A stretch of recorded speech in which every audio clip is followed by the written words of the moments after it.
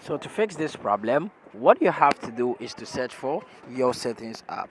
So when you find your settings app, then you tap on it. So tap on the settings app. Now what you have to do is to scroll down and try to search for apps and notifications. When you find it, just tap on it.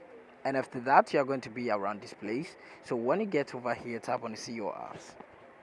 After that, try to search for your Gmail app. So tap on the search apps over here, then type in Gmail and tap on it when it appears. Now, tap on the storage and cache, and tap on the clear cache.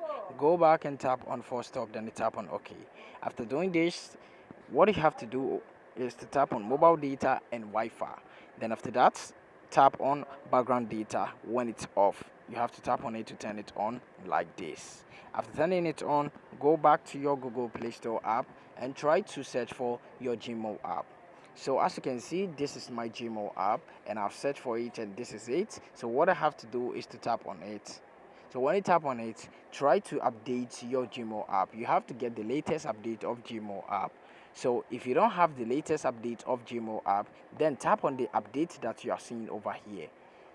When you can't find updates, but rather you can see open, just leave it like that. Don't tap on it to open it, but rather what you have to do lastly is to restart or reboot your device. So to restart or reboot your device, you have to pass through this process. First of all, you have to tap on your power button for some while, and this is going to pop up. When it pop ups, just tap on your restart or tap on OK. Do you get me? So when you tap on restart and you tap on OK, and this problem is going to be fixed after your device have been restart or reboot.